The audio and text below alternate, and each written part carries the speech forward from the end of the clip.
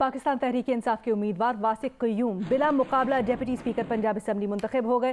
राजा बशारत का कहना है कि अपोजिशन ने कागजात नामजदगी वसूल किए, लेकिन 5 बजे तक कागजात जमा करवाने कोई आया नहीं। उन्होंने अपनी सियासी साख बचाने के लिए कागजात जमा नहीं करवाए। नुमाइंदा जियो न्यूज़ उस्मान भट्टी ने ज्वाइन किया। उस्मान, कहिएगा, नून लीग और इत्तेहादियों ने क्यों कागजात नामजदगी जमा नहीं कराए? जी, आज पंजाब असेंबली में डिप्टी स्पीकर के इलेक्शन के हवाले से जो है कागजात नामजदगी जमा होने थे। पाकिस्तान तहरीक इंसाफ और काफ लीग की जानिब से जो उम्मीदवार थे वासिक क़य्यूम, उन्होंने कागजात नामजदगी जमा करवा दी। आज 5 बजे तक का टाइम था, जबकि जो मुस्लिम नून और उनकी जो इत्तेहादी जमातें हैं उन्होंने अली हैदर गिलानी को नामजद कर दिया था कि ये हमारे डिप्टी स्पीकर के लिए उम्मीदवार होंगे। अली हैदर गिलानी और मुस्लिम नून के जो दीगर रहनुमा है, जिनमें खलील ताहिर सिंधु, समीउल्लाह खान, ये पंजाब असेंबली पहुंचे, मगर उन्होंने कागजात नामजदगी जमा नहीं करवाए। नून लीग का ये कहना है कि क्योंकि जो कल का इलेक्शन हुआ था स्पीकर के हवाले से, हम उसके हवाले से अदालत में गए हुए हैं, मामला सब जुडिस है और हमें एतबार नहीं है कि ये जो हुकूमत इलेक्शन करवाएगी फ्री एंड फेयर होंगे, इसलिए हम इलेक्शन का बाइकआउट करते हैं। इसलिए जो अली हैदर गिलानी से जब हमारी दूसरी गुफ्तगू हुई थी, उनका ये कहना था कि जब इलेक्शन ही साफ और शफाफ नहीं होगा तो मैं इलेक्शन क्यों लड़ूं, इसलिए उन्होंने कागजात नामजदगी जमा नहीं करवाई थी। बहुत शुक्रिया उस्मान भट्टी, हमें तफसीलात से आगाह कर रहे थे। बता रहे थे कि मुस्लिम लीग नून और उनकी जो इत्तेहादी जमातें हैं उन्होंने कागजात नामजदगी वसूल तो कर लिए, लेकिन जमा इसलिए नहीं करवाए क्योंकि उनके उम्मीदवार और उनका मौक़िफ़ ये है कि मुस्लिम लीग नून ने अदालत से रुजू कर रखा है जो गुज़श्ता रोज़ इंतखाब हुआ है स्पीकर पंजाब असम्बली का, उस सिलसिले में, और इस सिलसिले में वो जमा नहीं करवाना चाहते अपने कागजात नामजदगी जब तक वो फैसला नहीं आ जाता। अली हैदर गिलानी ने क्या कहा है इससे मुताल्लिक़ कि वो क्यों कागजात नामजदगी जमा नहीं करा रहे, क्यों उन्हें एतराज़ात हैं, सुनिए ज़रा। हमें शदीद इख्तलाफ था कल की पोलिंग के ऊपर, और जिस तरह कल सीरियल नंबर लिखे हुए थे बैलेट पेपर्स के ऊपर भी और काउंटर फाइल्स के ऊपर भी, और हम आज अदालत में भी गए हुए हैं उसके लिए। तो पार्टी ने ये फैसला किया है, हमने हमारे लिए असूली फैसला था, प्रिंसिपल फैसला तमाम जमातों ने ये किया है कि हम इस इलेक्शन का बाइकआउट करेंगे, क्योंकि वी डोंट बिलीव कि ये जो इलेक्शन कल होगा डिप्टी स्पीकर का, ये फेयर एंड फ्री होगा। जब फेयर एंड फ्री इलेक्शन नहीं होगा और ट्रांसपेरेंसी इंश्योर नहीं होगी तो फिर इस इलेक्शन का हिस्सा बनने का कोई फ़ायदा नहीं है। आगे बढ़ते हैं। वज़ीर आज़म शहबाज शरीफ ने बलूचिस्तान के सैलाब ज़दा इलाकों का दौरा किया है। वज़ीर आज़म ने गोट अली बरदान शुम्बानी का फ़ज़ाई जायज़ा लिया। चीफ सेक्रेटरी बलूचिस्तान ने फ़ज़ाई दौरे में वज़ीर आज़म को सैलाब से मुतासरा इलाकों पर ब्रीफिंग दी। वज़ीर आज़म शहबाज शरीफ झलमगसी पहुँच गए। रुकन सूबाई असम्बली मीर तारिक खान मगसी, नादिर खान मगसी ने वज़ीर आज़म का इस्तकबाल किया। वज़ीर आज़म ने सैलाब मुतासरीन के मसाइल सुने।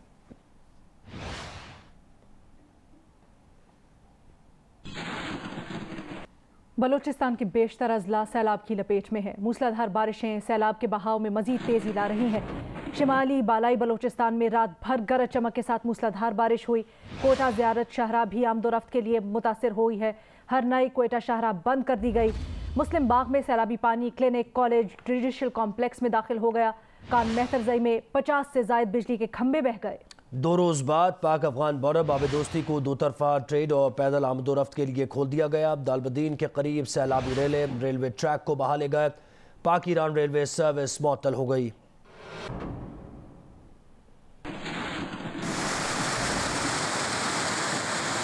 शुमाल बालाई बलूचिस्तान के इलाकों सुईकारेज, बोगरा, कोजक टॉप, तोबा चकजई, मुस्लिम बाग और दीगर इलाकों में रात से अब तक हल्की और तेज बारिश का सिलसिला वक्फे से जारी है।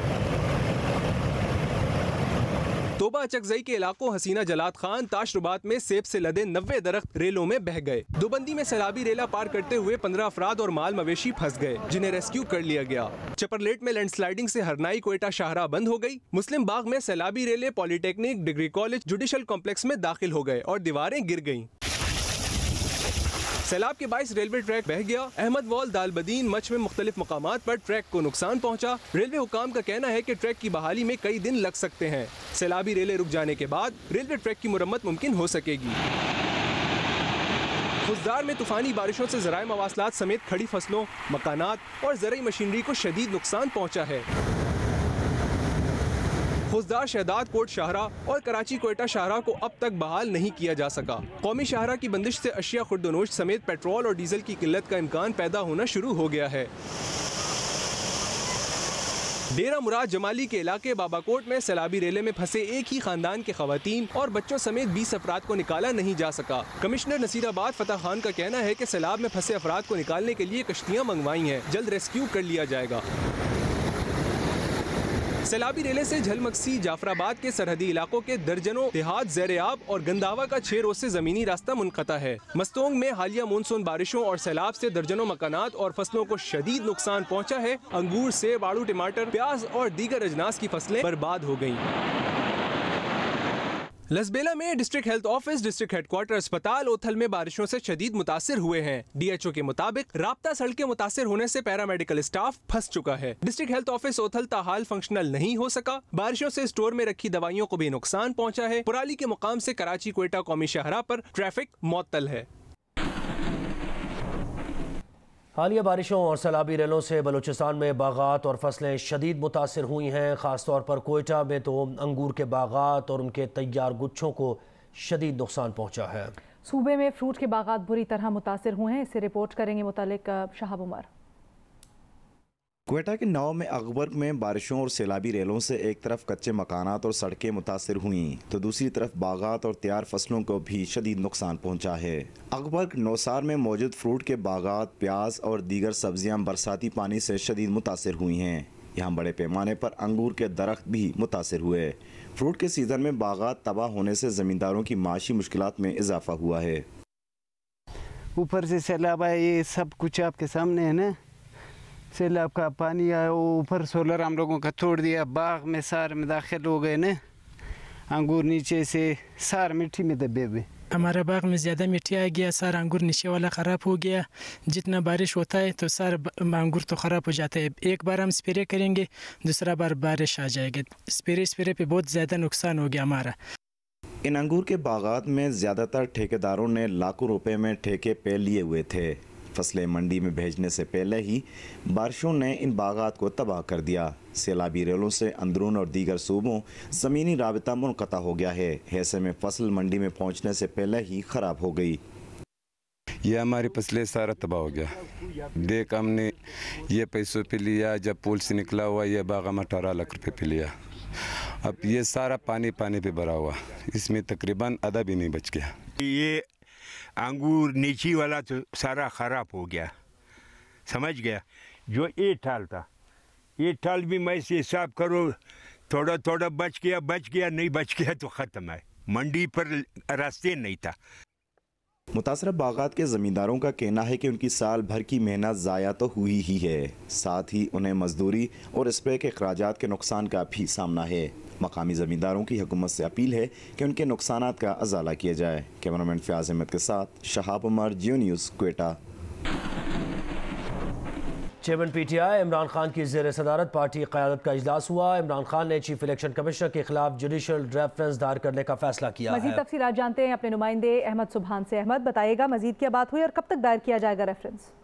जी बिल्कुल, चेयरमैन तहरीके इंसाफ इमरान खान की ज़ेर सदारत ये अहम मुशावरती इजलास हुआ है, जिसमें गुज़िश्ता रोज़ जो PDM की क़यादत जो जाके इलेक्शन कमीशन में चीफ इलेक्शन कमिश्नर और दीगर मेंबरान से मुलाकात की, उसके बाद अब ये फैसला किया गया है कि इलेक्शन कमीशन के मेंबरान के खिलाफ रेफरेंस दायर किया जाए। और उस रेफरेंस की तैयारी के लिए इमरान खान ने जो कानूनी टीम है उसको हिदायत जारी कर दी है कि उसके रेफरेंस के तमाम तनुकात को फाइनल किया जाए और अगले 1 से 2 दिन के अंदर पूरी रिपोर्ट इमरान खान को और जो कोर कमेटी है उसको पेश की जाए, जिसके बाद ये रेफरेंस दायर किया जाएगा। और इस रेफरेंस में जो तमाम तर जो इलेक्शन कमीशन के मेंबरान ने PDM की आदत से मुलाकात किया तो उनके कोड ऑफ कंडक्ट की खिलाफ वर्जी के हवाले से उस पर रेफरेंस के मेन नुकात होंगे। ठीक है, बहुत शुक्रिया अहमद तफसीलात के लिए।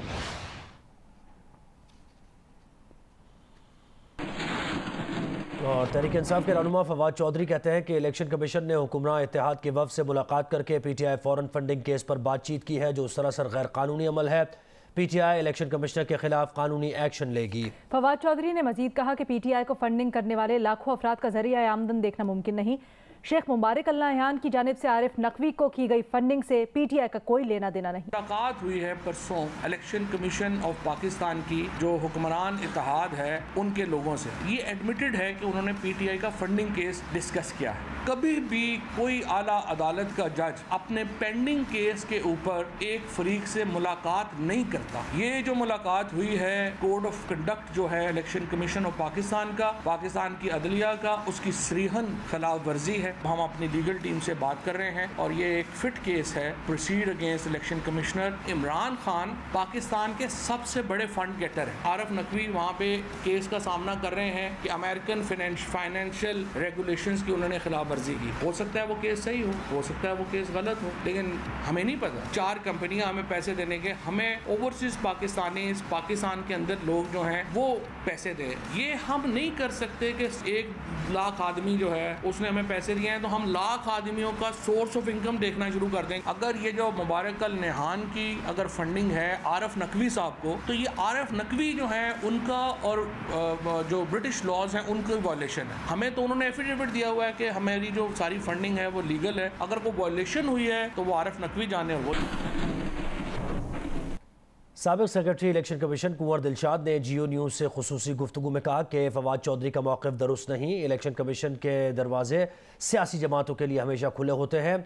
सियासी रहनुमा इलेक्शन कमिश्नर आपस में मिलते रहते हैं। ना हुक्मरान इत्तेहाद का इलेक्शन कमीशन से PTI ममनुआ फंडिंग केस का फौरी फैसला देने का मुतालबा जायज़ है और ना तहरीक इंसाफ का तमाम सियासी जमातों का फैसला साथ सुनाने का मुतालबा जायज़ है। उन्होंने कहा कि ये फैसले सिलसिलावार होते हैं, ये नहीं होता कि आप एक अच्छा फैसला करें। दरअसल असूली तौर पर फवाद चौधरी साहब चूँकि एक पार्टी के तर्जमान हैं तो उनका अपना पॉइंट ऑफ व्यू, उनका अपना मौक़िफ़ है। लेकिन अगर इसको आप सही मायने में इसके हालात के मुताबिक देखें तो इलेक्शन में पाकिस्तान तमाम सियासी जमातों के रहनुमाओं से मुलाकातें करते हैं। कोई खुफिया मुलाकात नहीं होती, कोई अलहदगी मुलाकात नहीं होती, तमाम चैनल वहाँ मौजूद होते हैं और इस तरह 4 मेंबर इलेक्शन कमीशन के वहाँ मौजूद होते हैं। अब हुक्मरान जमात ने चीफ इलेक्शन कमीशनर और इलेक्शन कमीशन से मुलाकात की है। उनका पॉइंट ऑफ व्यू ये है कि अभी तक आपने जो फॉरेन फंडिंग केस का फैसला महफूज किया हुआ है तो उसको आप जल्द जो है वो मंजरेआम पे ले आए। लेकिन मुझे बड़ी हैरानगी हुई कि कुरान जमात को इस तरह से मुतालबा नहीं करना चाहिए था। लेकिन बहरहाल फवाद चौधरी का पॉइंट ऑफ व्यू दुरुस्त नहीं है और वो इलेक्शन में पाकिस्तान जो है वो अपने तरीके के मुताबिक काम कर रहा है। और एक बड़ी बात जो बार बार PTI कहती है कि जब हम जो इन्होंने जब पाकिस्तान पीपल्स पार्टी पार्लियामेंटेरियन और नवाज लीग और दीगर सियासी जमातों के बारे में जो पटिशन दाखिल कराई है वो 2018 में कराई है और ये जो केस चल रहा है ये 2014 से चल रहा है, ये 8 साल से चल रहा है। उसके बगैर स्कूटनी कमेटी के बाद ही सामने आ रहा है। तो ये स्टेप बाय स्टेप फैसले होते हैं, ये तो नहीं होता कि आप हमारे से इकट्ठे जो है फैसला करें। वज़ीर मुमलिकत मुसद्दिक मलिक कहते हैं कि $250 मिलियन की मनी लॉन्ड्रिंग में मुलव्विस कैसे सादिक और अमीन हो सकता है। उन्होंने कहा इमरान खान कहते हैं कि आरिफ नकवी उनके हिमायती हैं। ये वही आरिफ नकवी हैं जिनको अमेरिका में मनी लॉन्ड्रिंग पर 290 साल कैद की सज़ा का इशारा दिया गया। इमरान खान के साथ वज़ीर आज़म हाउस में आरिफ नकवी की तस्वीर सवालिया निशान है। फाइनेंशियल टाइम्स ने ममनुआ फंडिंग को बेनकाब किया है कि अगर कोई शख्स $250 मिलियन की मनी लॉन्ड्रिंग के मुजरिम का शरीके जुर्म हो, शामिल गुनाह हो और अबैटर हो तो क्या वो सादिक और अमीन है? क्या एक शख्स जिसको अमरीकी अदालत में 290 साल, 2 साल नहीं, 90 साल नहीं, 290 साल की सजा का अंदिया दिया जा रहा हो, यानी जब वो पकड़ा जाए, उसको पुलिस पकड़ ले तो वो कहे कि सदर पाकिस्तान आरिफ नकवी को फोन करें और या प्राइम मिनिस्टर ऑफ पाकिस्तान को टेलीफोन करें, तो अगर कोई। और परवेज रशीद ने तबसरा करते हुए कहा कि इमरान खान ने ऐसी तकरीब में भी शिरकत की जिसमें पेशावर और फैसलाबाद के शहरियों को गलीज गालियों से मंसूब किया गया। उन्होंने कहा कि क्या इमरान और उनके साथियों में इतनी इखलाकी जुर्रत है कि वो डॉलर्स के एवज गालियों से भी पाकिस्तानी कौम को आगाह करें? गालियां तकरीब के मुंतज़िम आरिफ नकवी ने पेशावर और फैसलाबाद के नामों के लिए तजवीज़ की। इमरान ये भी बताएंगे कि पाकिस्तानियों को गलीज गालियों से नवाज कर किन गैर मुल्की आकाओं को खुश करके पैगाम दिया गया।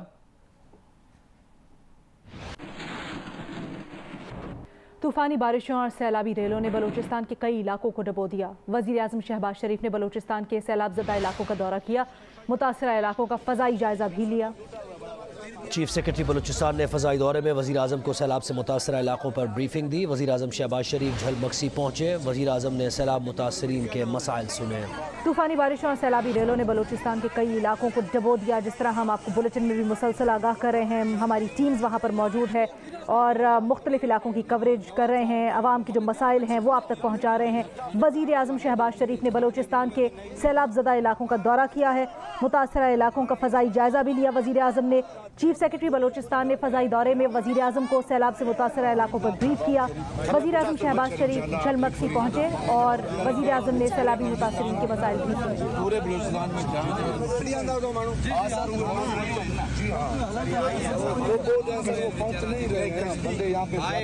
कश्ती आई नहीं आई, कश्ती आए हैं तो रात वाले हैं। अभी सर है वो अभी जो गाँव गए उसको निकाले अभी गए हुए हैं, थोड़ा दूर है। पीछे बलूचिस्तान के शहर बेला में सैलाब ने कई घर मुनहदम और फसलें तबाह कर दी। पानी गुजर गया है लेकिन तबाही के निशानात अब भी बाकी हैं। तफसीलात बता रहे हैं हमारे नुमाइंदे वकास आलम। मैं इस वक्त आपको रिपोर्ट कर रहा हूँ बेला के इलाके वांग से। जिस इलाके में मैं खड़ा हूँ, इस इलाके में सैलाब का पानी जो है वो बताया जा रहा है कि ऊपर पहाड़ों से पुरारी नदी जो है वहाँ से आया है और ये पहली दफ़ा हुआ है तारीख़ में कि पुरारी नदी का पानी जो है वो बहता हुआ शहरी आबादी के अंदर दाखिल हुआ। और जब सैलाब का पानी गो के गुज़र चुका है लेकिन उसके बाद भी जो है वो तबाहकारियों के निशानात यहाँ पर मौजूद हैं। कई घर जो है वो इस शहरी आबादी में मुनहदम हो चुके हैं। यहाँ पे आपको सिर्फ कीचड़ मिलेगी और आपको पक्का कुछ भी नहीं मिलेगा। और इसी तरह मेरे जो है बाएं जानिब ये जो है वो फसल थी कपास की, लेकिन सैलाब की वजह से ये पूरी की पूरी बह चुकी है। यहाँ पर अभी सिर्फ़ और सिर्फ जो है वो कपास के निशानात हैं लेकिन फसल का नामो निशान कहीं पर भी नहीं है। इससे पहले जो घर और मकानात हमने देखे, मकानात के सहन के अंदर, घरों की दीवारों के अंदर, घरों के जो है वो किचन्स के अंदर जो है वो पानी आया और ये तवक्का नहीं की जा रही थी कि सैलाब जो है वो इनके घरों में भी दाखिल होगा। इसी तरह यहाँ के लोगों का भी ये कहना था कि यहाँ पे इमदादी रिलीफ जो है वो कहीं किसी तौर पर भी नहीं आया। ना तो यहाँ पे कोई इमदादी टीम आई है, ना तो यहाँ पे कोई इस तरह के इदारे आए हैं जिन्होंने लोगों की वो बेयारो मददगारी थी उसके लिए जो है वो कुछ कर पाते। लोग जो है अब भी बेसरो सामान बेआसरा जो है वो अपने घरों की सहनों में बिना छत के ज़िंदगी गुजार रहे हैं। जी। दरियाए चनाब में मुमकिना सैलाब के हवाले से रेड अलर्ट जारी है। सैलाब की सूरत में गुजरावाला डिवीज़न के 5 अजला मुतासिर हो सकते हैं। सूरत हाल जानते हैं गुजरावाला से हमारे नुमाइंदे राना अंसर से। जी राना।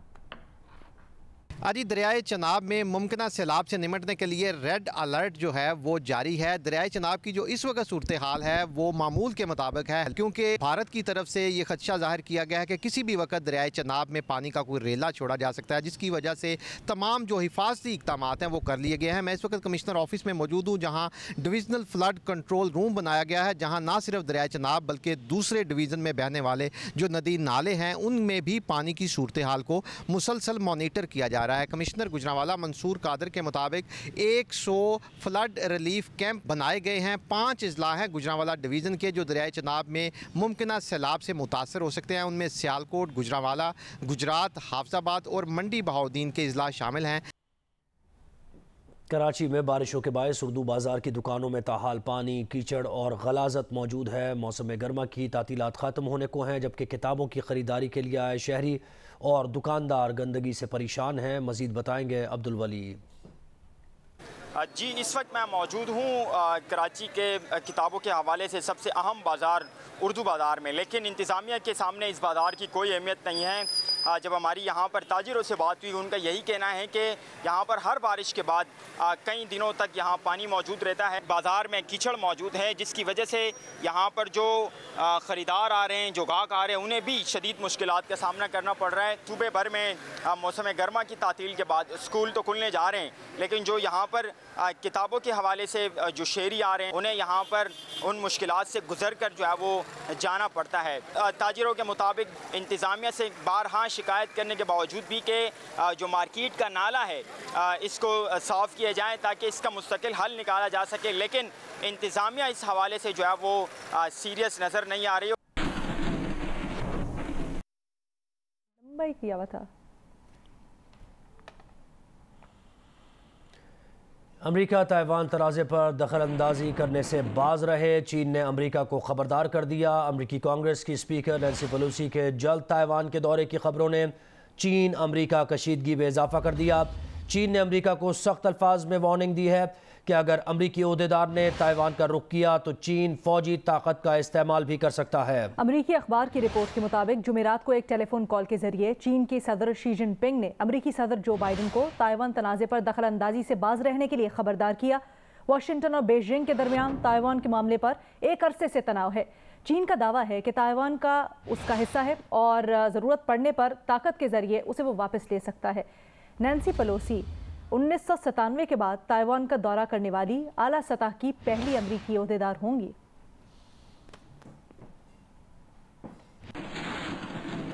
वज़ीर ख़ारिजा बिलावल भुट्टो ज़रदारी कहते हैं कि शंघाई ताउन तंजीम इजलास की साइडलाइन पर रूसी वज़ीर ख़ारिजा से मुलाकात का मौका मिला। एक इंटरव्यू में बिलावल भुट्टो ने कहा कि वस्त एशियाई ममालिक के वज़राए ख़ारिजा से भी मुलाकातें हुई। चीन के वज़ीर ख़ारिजा से भी मुलाकात हुई। मुलाकातों के दौरान मुफीद और मुस्बत बातचीत हुई।